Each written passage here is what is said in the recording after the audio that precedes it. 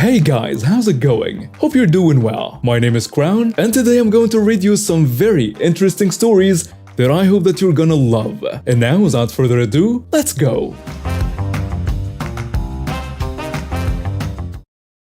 Okay, so this just happened and I'm freaking out right now. So I, 15-year-old female, was chilling with my homies. We do free running together, they are all guys. And I start practicing my backflips, and I'm getting pretty close to landing it. This little kid comes up to us and asks if he can do that. Me, being the literal 15-year-old I am, tell him, "You'll have to ask your parents if you can. I'm not sure if you're allowed to. Because you know, backflips aren't exactly known for being the safest thing in the world." Okay, the little kid runs off, we think nothing of it. A couple of minutes later, we hear an unholy screeching that's coming from none other than Karen. A good 100 meters away at this point, stopping over. I decide to get one more try in before we have to deal with this woman for the next 15 minutes. This one though goes wrong and I end up screwing up my leg pretty bad. It's literally twisted in a position that is very wrong. My friends are checking me. This absolute hag has just come over to us by this point, and the woman screams at me. "Did you tell my son he can't do a backflip?" "No, I told him he had to ask you before doing so." At this point, I'm kinda gasping this out, but I've restrained myself from swearing thus far. I'm an Aussie at heart. We moved to the USA when I was 14, so I learned all the choice swear words there. And I have an accent. The entitled mother gasps. "There are foreigners in our mix. Have you been smuggled in?" I just looked at her dumbfounded. "What the? No. No?" She looks at my leg. "You saw me coming over and decided to fake an injury. Hey!" She kicked my leg at least 3 times in quick succession. Pretty hard, mind you. So it would have hurt even if I already wasn't injured. I positively roar the word duck. My friends get in between her and some parents from this park come over. Half of them get between the entitled mother and I. Half of them check if I'm okay and call an ambulance and the cops. The entire time the entitled mother is ranting about foreigners and denying her son a chance. What in the world, lady? My parents have been called by one of my friends. About half an hour later, the entitled mother is in cuffs, and I'm in a hospital with a broken leg. We are definitely pressing charges, and the dad of the little kid took him back home. The worst part about this story? The little kid never got to do his backflip. 3 years ago, I was at the local grocery store with my college friends. A little side note, I'm autistic. And it's very uncomfortable to me when others touch me or speak to me aggressively. My friends went to the chip aisle to search for a particular brand of chips they liked, while I went to gather ingredients for queso. It's important to note that I was wearing a green shirt in the same shade employees wore, but I was only wearing ratty jeans and sneakers. The scene is set. A single 19-year-old gangly female reaching for some microwavable cheese blocks. Suddenly, I am whirled around by what I can only describe as a Karen Harvey from hell. Poorly dyed black hair, spray-on tan, and the works. "You, where are the gardening supplies? I've been looking everywhere for an employee. And here you are, probably not on break." "Oh, this is a grocery store, ma'am. They most likely don't stock supplies for gardening. Also, I don't work here. Employees wear green shirts with black vests and name tags." She scoffs. "Nonsense. You're new, aren't you? Didn't listen during training? Well, I'm going to find your manager and you, little missy, are coming with me." At this point, Karen grabs my upper arm hard and practically drags me from my intended purchase. I am shocked, scared, and eventually my brain realizes that this is a dangerous zone situation and I start struggling and telling her to let me go calmly but firmly. "Ma'am, please. I don't work here. Even if I did, this is X store. They don't stock gardening tools." And I'm cut off by her sharply striking my face. She peers at me as if I'm some troublemaking lazy teen that has gone unnoticed in the workplace. "Listen, young lady, where I come from we had to work hard to get where we are. You parading around acting like you're on a break is going to come to an end with me. Understand? Now be a good girl for once and let me talk to your boss." I wait, tearing up quietly on a bench while my friends run up to me. They comfort me with one of them saying that I should press charges for assault. Hell yes, I'm charging this weirdo. The manager walks over, assessing my appearance, and tells Karen who hit me that no, I don't work here." Before Karen can retort, I speak up. "Sir, this woman has hit me and made threats against me. Can you call the police and have them see the security footage?" The manager looks shocked. "Ma'am, is this true?" "Certainly not. This little girl told me to get lost when I was asking for assistance." I couldn't believe the audacity of this lady. "Well, this is a serious accusation, so I'm calling the police anyways." Karen turns tail and bolts.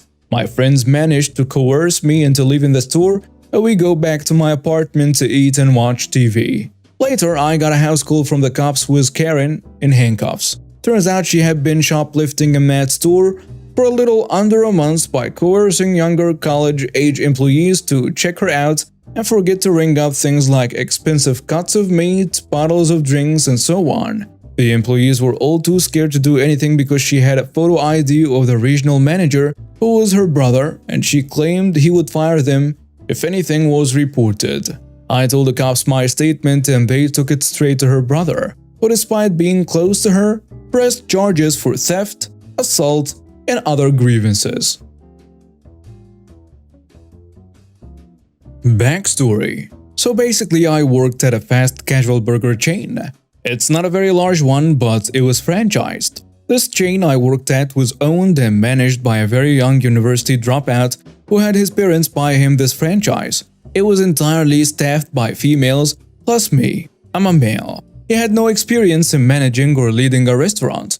I had worked there as part of the original crew and eventually became a supervisor there. This is when the problem started. I was a 15-year-old male working part-time, so he didn't take many of my opinions seriously. When I got my first paycheck, I noticed no pay increase. It's generally a well-known fact that increased responsibilities meant increased pay of any sort. This is when I started to dislike working there, as I was supervising adults who were being paid more than I was simply because adults have a higher minimum wage. His response to me was that he couldn't afford it.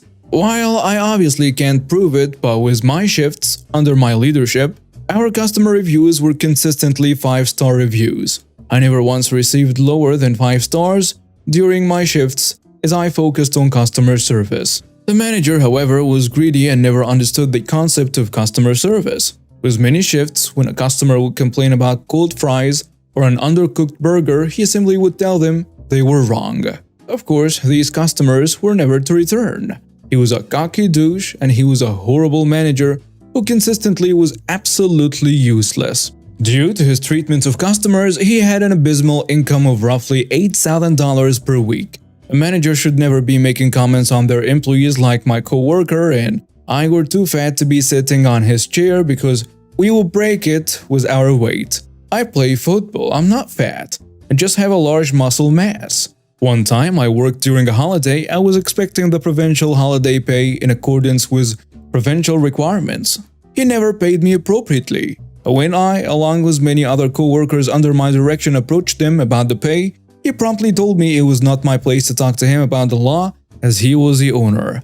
That I was just a high schooler, and he said to me, "According to the law, you are not entitled to this pay," which was not accurate whatsoever. Whatever. One night during a close, which I had covered for the only other supervisor who had called in sick, we had no customers, none, for the 2 hours leading up to the closing. So I made the decision to shut down the fryers 15 minutes early so that our staff could get out earlier. This would have saved him money. Of course, we had a customer come in 5 minutes before close and I greeted him. He asked me for only fries and of course I had to, unfortunately, let him know that we had no fries left as we were about to close. This customer begged for us to turn on the fryers again and make them fries, and I said no. That's a story for another subreddit, by the way. This customer angrily left and left me my first and only 1-star review because we were out of fries at that time. I understand that had I left the fryers on, this would have been avoided. The next morning I arrived at my shift and he approached me and gave me a verbal warning about the incident and said that he would be deducting the cost of the fries, the order, and a penalty for the 1-star rating at a cost of $80. Something he had never done before with anyone. After he did that with me, furious about this request as it was completely unfair, I did some legal research. I then screenshotted the appropriate legislation and texted him saying that it was completely illegal. He didn't respond. 10 minutes before the end of my shift, he fired me for repeated poor performance. After this, I informed all of my prior colleagues about this incident and asked them all to contact the Interior Labor Board, and so began the arduous process of the Labor Board. 8 months later, the Labor Board sided with all of us for wrongful terminations. I received $3,500 for my termination, along with my termination pay. As it turns out, in fact, he did underpay me on every single one of my holiday shifts, and I'm not too sure how much the others received, but overall from all of us, it totaled around $15,000 to $18,000. I then got a job right next door at a restaurant whose glass faces my previous workplace, and every morning I got to see him running around as he was short-staffed, and many of my co-workers quit when I was fired because he was a devil to work with. I found out after this from his cousin who went to high school with me that he had sold his car to pay for our bills, a 2017 Mercedes C300, stopped paying royalties, and then got sued by the franchise owners for breach of contract. The restaurant was subsequently shut down and he was out of income, over $1.50 in price. From last I heard, he now works at his father's fast food restaurant as a regular employee. Near my school, I'm in year 7 or 6th grade for you dear Americans, there is an Asda. For my American friends, it's like a British Walmart. All the kids from my school go there every day, but my school recently developed a new way of paying for stuff and not as many go now. Me and my 2 friends, names are Sev and Isabel, were inside. We walked down to the biscuit section where the food is cheap and is also next to the bakery. After grabbing our stuff, we wandered down to the bakery aisle to see a 90-ish-year-old lady reaching for the last loaf of bread. She was taking her time, and Sev, being the tallest, went forwards to help the lady. Suddenly, we saw the heck trophy herself. Karen, she flew around the corner like an ice skater, shoved the old lady, and then ran off with the bread. Sev, being a tall, autistic, scary Russian female with dark glasses, followed Karen to go have a chat with her, and me and Isabel went to help the old lady. Turns out, when Karen had shoved her over, she had shattered her pelvis. We called an ambulance and the police, and within minutes, the old lady was in an ambulance. And this is how Karen's conversation went. "Miss, we are going to ask you to put that bread down." One of the officers told her, "Why? I paid for this bread with my own money. It's mine." We watched the surveillance footage. You didn't even pay for the bread after damaging somebody else for it. Then she acted all sad. "My family has no money and we need food. This is the only thing my son can eat because he's allergic to everything." Bear in mind, a lot of what she was wearing was Gucci. The 2 officers then handcuffed her and told her that she's being arrested for assault and theft. Then she was spit off in a cop car. A few weeks later, the old lady somehow got in contact with me and my friends and thanked us for helping. Turns out her husband has a very serious disease, and his favorite meal is her homemade salmon and cream cheese sandwiches.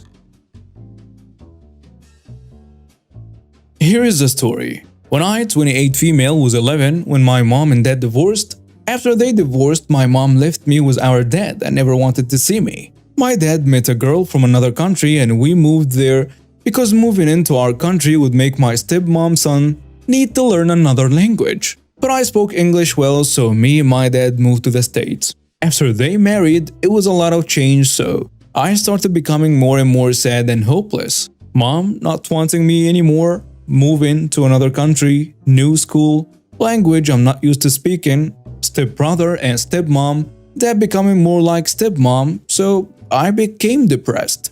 I felt hopeless because I didn't have any friends, and my dad likes my stepbrother more than me and never really paid any attention to me. He always told me that I was being dramatic when I told him anything about my depression, but then when I never tell him anything, he worries. So now, a week ago, my stepmom got into a car accident and died in a hospital. When my dad was acting sad around me, I told him he's just being dramatic and it's a no big deal. My stepbrother then told me that I was being too harsh on my dad. I don't know, am I the jerk for saying this? And now some comments on the post. Someone saying, "You're the jerk. This isn't an appropriate situation in which to teach him a lesson about how he hurt you by saying that. You probably need to apologize even though it won't fix things. I am surprised your stepbrother was calm enough to realize He didn't understand the gravity of your actions. Another commenter adds, "You are the jerk." What 28-year-old adult would think telling their newly grieving father that he was being dramatic about his wife for over 15 years dying? If you can say something that cruel to someone, why be there at all? Your dad didn't support you or handle your situation very well. That's fair. But someone died in an accident. Why are you even still in these people's lives at 28 when you clearly have zero emotional attachment or relationship with them? A third commenter goes with, "You are the jerk, and the huge one. And you just proved that everyone who called you dramatic was completely justified. What a disgusting thing to do. You're 28 years old and have had plenty of time to get help for whatever you saw as shortcomings in your upbringing. Instead, you choose to slam the father who at least kept you alive with some sort of gotcha move at a critical moment, the death of his wife. There is something very wrong with you, and you're blaming your father unfairly for whatever it is. You're an adult. Behave like a decent one. I hope this was a fake story, because if not, you're toxic. Many people have been through what you have as a child and managed to find a path in life. And there are people like you who blame everyone around themselves instead. I will say it again. You are the jerk." A fourth commenter seals it with, "Everybody's a jerk, but you less than your dad." Your comment really wasn't very appropriate at the time. It's probably a thought that should have, at the time, remained a thought. It doesn't mean that you have to be there to support him through this, because he's never been there for you. Do you remember what your mother was like before the divorce? A mother doesn't usually leave her children unless she's really not that nice to them and never wanted them in the first place. Or there is a possibility that they are not actually that child's mother. For all you know, your dad fathered the child by another woman and your mother agreed to raise him. Unlikely, but it might be worth doing an ancestry test just to check this. Perhaps you were adopted, which is why no one really cared, and your dad felt obligated to continue providing for you, but not really caring for you. My suggestion is a therapist. You've got a lot to unpack. The abandonment by your mother, moving countries, the disinterest of your father, and so on. Update from OP. I talked to my dad like a lot of you suggested. It went okay. Not great, but okay. I apologized like a lot of you suggested, and to my stepbrother too. I told him and spelled out to him the things he did to me and why I said that. He then said he didn't know what else to do. And like one of the comments, he said just wanted me to be happy. And yeah, I'll probably get therapy sometime after New Year. One thing I missed in telling this story is that my mom died. She killed herself shortly after the divorce. And please don't ask me if I kill puppies for a hobby. I ain't Jeffrey Dahmer. A lot of people ask where my dad and I came from. We lived in the Philippines and moved to the US. So I'm going for a bike ride down the bike path. I've been out for about an hour, so I decided to cut through a parking lot to get home. As I do so, this car comes flying in, doing at least 100 kilometers, nearly hits me, and stops about 2 feet in front of some guy who looked like he was at least 90, causing this poor old man to drop what looks like a salad wrap, who then runs off. Turns out about 100 feet farther down the path, and I would have noticed that where it passes under a bridge, a police car had actually hit itself under the bridge. So now they come out, pull up to this woman's car, and step out. This is important, so stay with me. The woman in the car was African American, and so was one of the police officers. They step out of the car, and now she gets out. She then pulls the dumbest move possible. "What seems to be the problem, officer?" The nerve on this woman. The police officer, the African American one, we will call him police officer number 1, stands in silence for a moment, seemingly bewildered. He then responds to her and calls her on her nonsense. "You know you just almost killed a man, right?" I don't remember all of the exact wordings, but it was more or less like this. "That man was on the other side of the parking lot." Not only is she a liar, but she's dumb too. I'm pretty sure police officer number 1 would have mentioned me had I been visible from that angle, but I never saw the hidden car, so I'm assuming they hadn't seen her almost kill me. Anyways, she starts shouting at them. "So, are you going to come up with a stupid lie so you can arrest me because I'm not white enough?" Keep in mind that both the entitled mother and police officer number 1 The officer talking to her are African American and she's accusing him of being racist. Before the officer can say anything about this nonsense, the crazy kid, her son, steps out of the car. He looks like he's about 7 and I can see another small kid strapped into a car seat. And the man with his head in his hands, presumably tired of the entitled mother's crap. The kid starts punching and kicking the police officer, to which he ignores for a few seconds before the crazy kid does the craziest thing. He actually makes an attempt to take the guy's gun. Thankfully, he is unaware that those holsters have locks to prevent such a thing, and doesn't even get close to the holster anyway. As the kid gets slightly pushed away without even being directly looked at, he doesn't even fall over. Actually, he doesn't even move all that much until he runs back to the car. And the entitled mother starts screaming, "Don't touch my kid!" The other police officer tells her, "Ma'am, your kid just tried to grab an officer gun. You deserve it, you jerk." As I'm watching from about 20 feet away, I hear the crazy kid start screaming again. And now the crazy kid is hitting the police officer number 2 with a toddler's car seat. Officer number 1 just grabs the car seat and tosses it. So the crazy kid starts punching and kicking again. The entitled mother begins saying things like, "Get him!" and stuff like that. "Can you please get control of your child?" the officer tells her. "Why would I tell him to leave a jerk like you alone?" Cue the nearby people who only now heard this. Police officer number 1 picks up the kid and puts him in a car, and then about 10 people walk over, telling the police officer number 1 and 2 to leave the kid alone. To which the old guy, who is now back, starts shouting that they did nothing to the crazy kid. And then I start supporting the old guy, let's call him a nice man, because they had in fact not hurt the crazy kid at all. Now the entitled mother is getting more riled up, if such a thing can be done. "Arrest me, you racist piece of crap," she shouts at them. She then gets in his car, shouting all the while, and now another police officer and another, and they keep showing up until there are about 30 officers around this woman, probably because of the steadily growing mob of homeless people shouting at the police officers. I move to get a better look, and I accidentally move in front of a man eating some chicken from the nearby chicken place, who can barely ask me to move over, because he can't stop laughing, to which I move over so he can say. The police seem to realize that this woman is about to start a riot, but let her go. To which she gets in her car, but before she does, the father steps out. We will call him the nice father. He grabs the entitled mother's arm to get her attention, screams at her for a solid minute, during which nobody else says a word, except the chicken guy who's still laughing and recording. The nice father then goes back to the car but doesn't get in. The entitled mother gets in and starts to drive off, but the nice father shouts at her to wait. She stops and he gets his takeout lunch out of the passenger seat, then just walks away. Now the mob dissipates, but about 3 police get in their cars and silently follow her so they can arrest her without a mob. So that was the strangest thing I ever saw in the history of my life.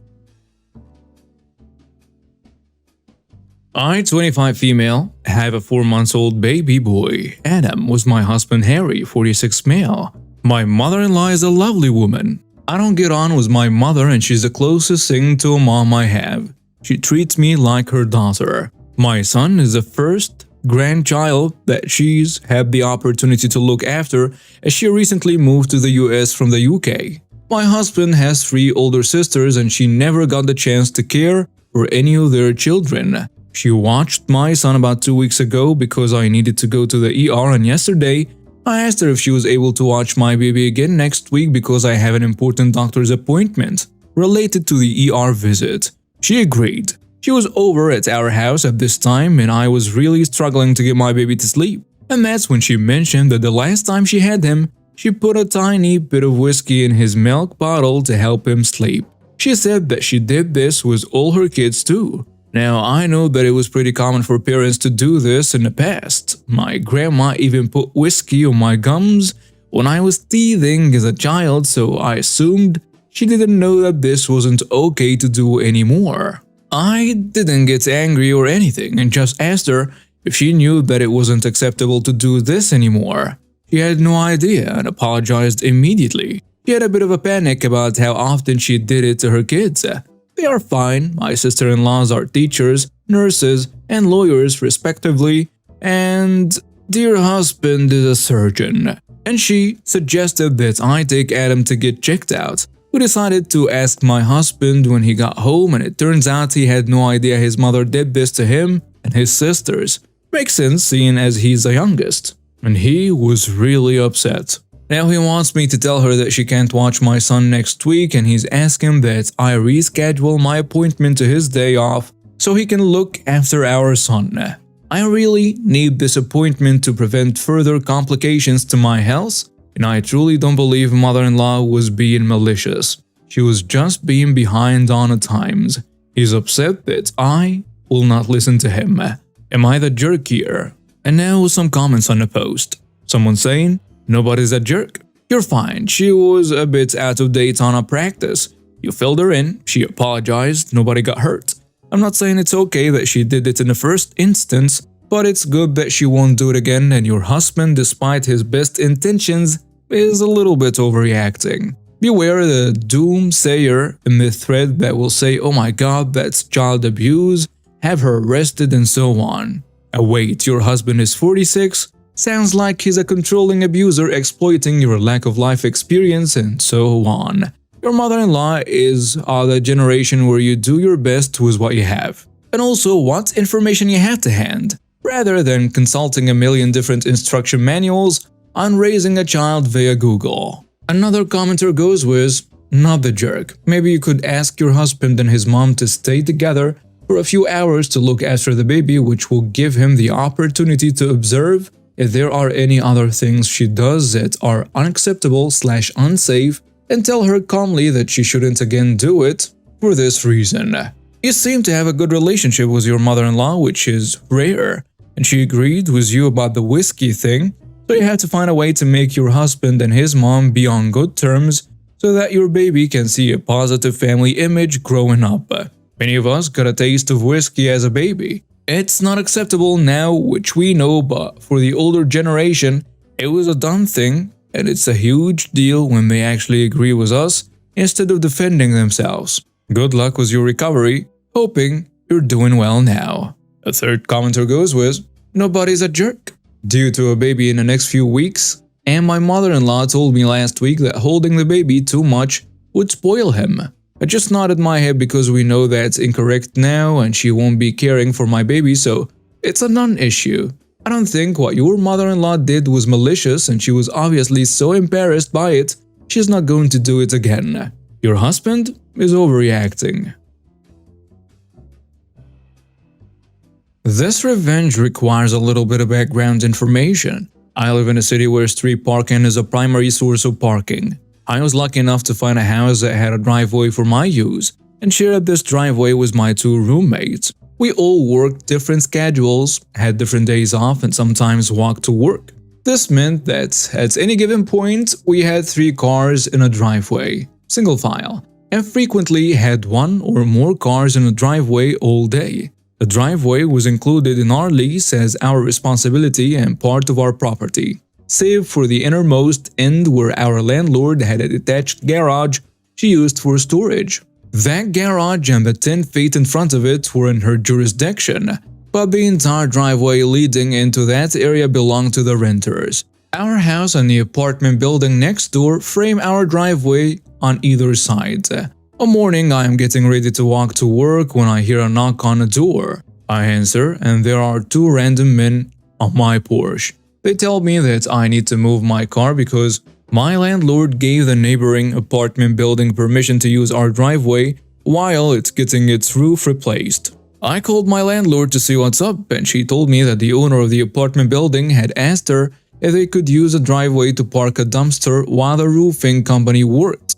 She had given them permission to use the 10 feet in front of the garage, but told them we had the rights to the driveway and that they would need to get separate permission from us to use a driveway. I tell my landlord they hadn't asked. And now I have 2 men on my porch and a full category of roofers dependent on me moving my car, which I hadn't planned to move. And she verbally shrugs and tells me to work it out with them.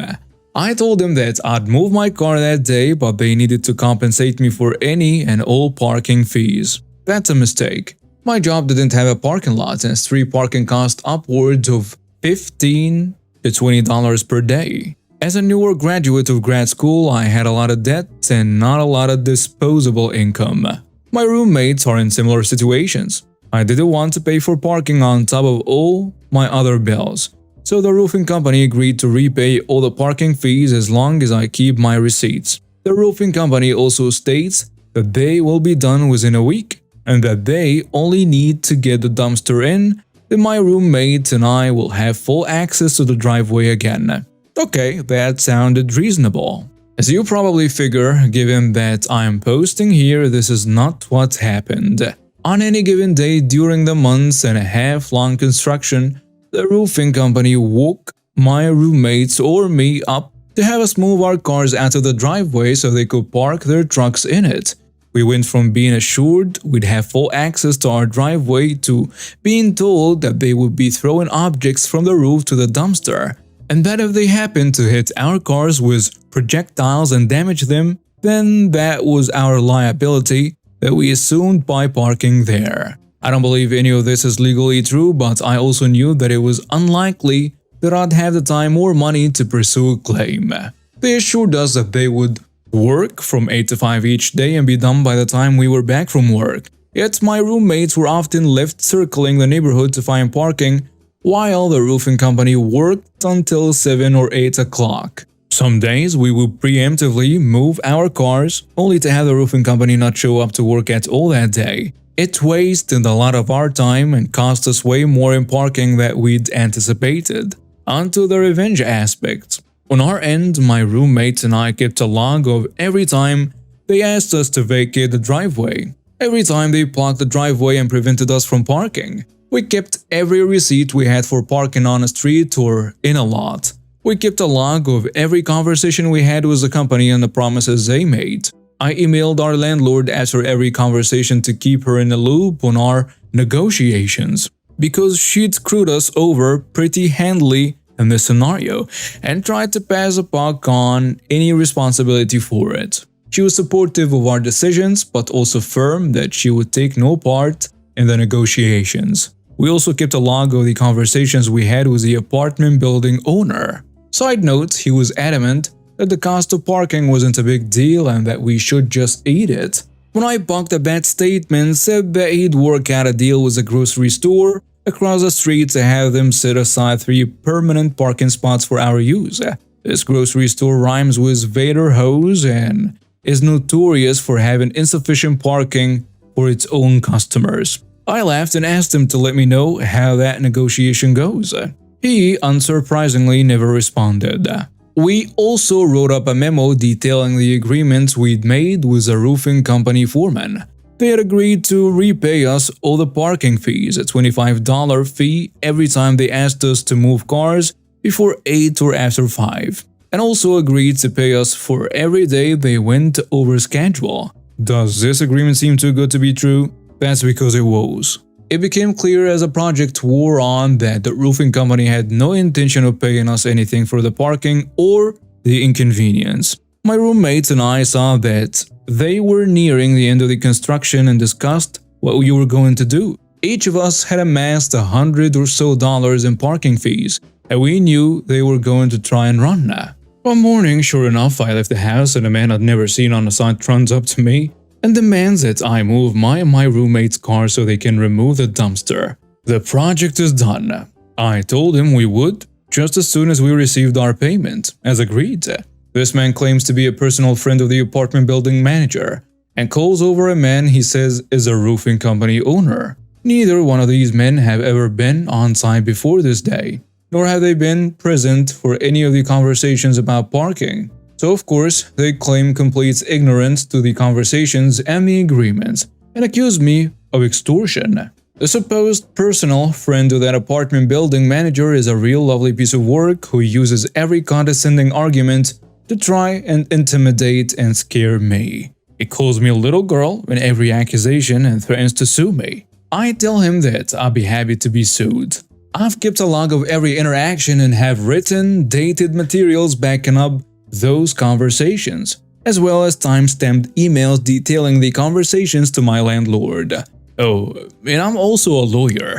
I don't practice, but that wasn't necessary for him to know right then. That friend and the company's owner argued with my roommate and me for over an hour. I called her outside for support. If I was going to get tag teamed, I wanted my own partner. They tried everything from screaming us down to belittling us to pleading poverty and asking us if we were really going to bankrupt this poor roofing company because of our heartlessness. They tried everything. That supposed friend argued that we didn't deserve to get paid because we were technically able to park in a driveway at all times. We just chose not to because of the liability. The owner argued at the same time that we didn't deserve to get paid because there were days our cars were in a driveway and that liability prevented the company from working. When we pointed out that hypocrisy, they moved on to the next tactic. The thing was, though, that this whole issue arose because the company and the apartment building owner never applied for the parking permits to reserve street spots for the trucks. This whole issue was premised on the fact that the company didn't do the preliminary work necessary for doing a construction job in a big city, and were attempting to force their way through a project that they didn't have the permits to complete. As soon as my roommate and I reminded them of that fact, they backed down and got the money to pay us back. There was no profit to be made from this scenario, but we did get enough to repay us for all the parking fees and all of the time we had to take moving our cars and accommodating their project. The company's foreman sent us an email calling us heartless witches and asked us why we were so mean. We replied politely thanking the company for paying us back the money due and advised them that their right to use the driveway was terminated by 5 o'clock that day. If the dumpster was still in the driveway after then, we'd call to have it towed. And now we have reached the end of today's stories. Thank you for watching and see you next time.